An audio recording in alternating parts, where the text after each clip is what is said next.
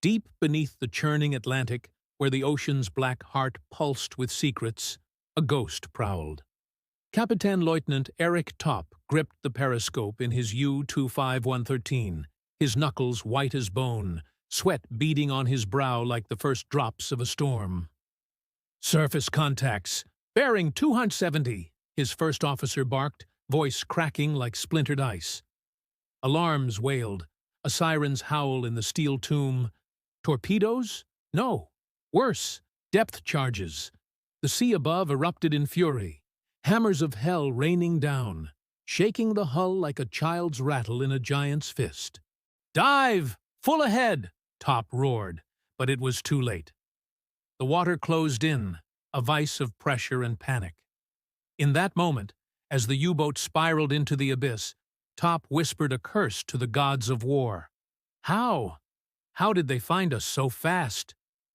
It was 1943, and the wolves of the Kriegsmarine once ruled these waters unchallenged.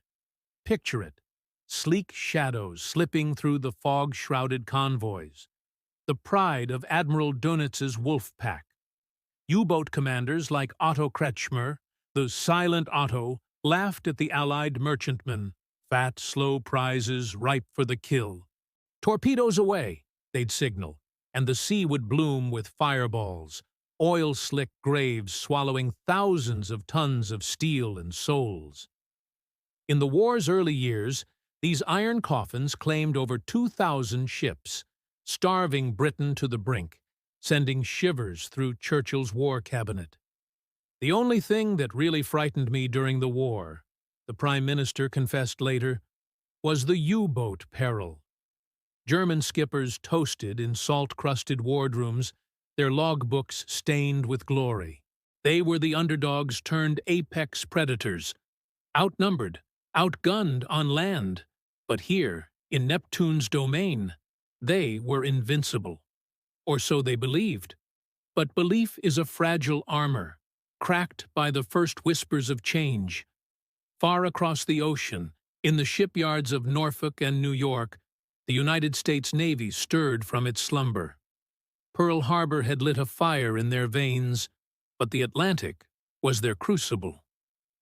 Enter Captain Frederick Sherman, a hawk-eyed tactician with a mustache like a saber and eyes that pierced fog like radar beams. "Gentlemen," he growled in a briefing room thick with cigarette haze, "the U-boats aren't hunting us anymore. We're going to hunt them." It was injustice incarnate. From the German view, a coward's ploy. No more chivalrous duels between surface fleets. This was asymmetric savagery, the mighty eagle stooping on the wolf. The U-boats, those lone rangers of the deep, faced an unseen noose tightening around their necks. The revelation dawned in blood and thunder. The U.S. Navy birthed the Hunter-Killer Group, a floating fortress of death centered on the CVE, the escort carrier. Imagine the USS Bogue, a converted freighter with wings of vengeance, 24 Wildcat fighters and Avengers screaming off her deck, their engines a banshee chorus. Flanked by 5 destroyers, lean destroyers like the USS Belknap, hulls scarred from Pacific gales. These packs roamed the mid-Atlantic like spectral hounds. No massive convoy escorts here. This was proactive predation. Planes dropped sonobuoys, those tinny ears listening for the propeller hum of a submerged foe. "Contact! Echo loud and clear!" A pilot would radio, voice electric with hunt lust. Then the destroyers pounced, hedgehogs spewing 24 projectiles in a deadly rosette, followed by ash cans tumbling into the foam like avenging angels. Suspense coiled like a spring in the depths. Take U-68, under Korvetten Kapitän Karl Friedrich Merten, a veteran with 19 kills etched in his soul. June 1943, off Brazil's sun-baked coast. Merton's boat ghosted toward a lone tanker. Victory in his sights. "Load tubes 1 through 5, he ordered, peering through the attack scope, heart pounding with the rhythm of the diesels. The torpedo streaked true. Boom! A geyser of flame lit the night. Cheers echoed in the control room. But then, Horizon's edge birthed a speck, an Avenger from the USS Core, its silhouette a Reaper's scythe. "Air contact! Dive! Dive!" Merton bellowed, claxons shrieking. The U-boat plunged, ballast tanks flooding in a roar like Niagara. Minutes stretched to eternities. Ping, ping, ping. The Azdic pulses from the trailing destroyer stabbed like icy needles. "They're on us, Capitan! Bearing constant!" The hydrophone operator gasped, face ashen. The assault was merciless, a symphony of terror. Depth charges bracketed the hull. Crump, crump, crump. Each blast a thunderclap that buckled rivets and bruised bones. Paint flaked from the bulkheads, water seeped through seams like tears. "Damage report!" Merton yelled over the din, clutching the conning tower ladder as the boat yawed wildly. "Forward batteries flooding, sir! We're taking water!" Crewmen scrambled, cursing in guttural frenzy, patching leaks with rags and prayers. Up top, the destroyer's captain, Lieutenant Commander William W. Galloway, leaned into the bridge wind, binoculars glued to the roiling sea. Fire for effect. "Pattern Delta!" His voice cut the gale, calm as a surgeon's scalpel. Hedgehogs whooshed overhead, exploding in geysers that rocked U-68 like a cork in a maelstrom. Oil bubbled up, a black confession of wounds.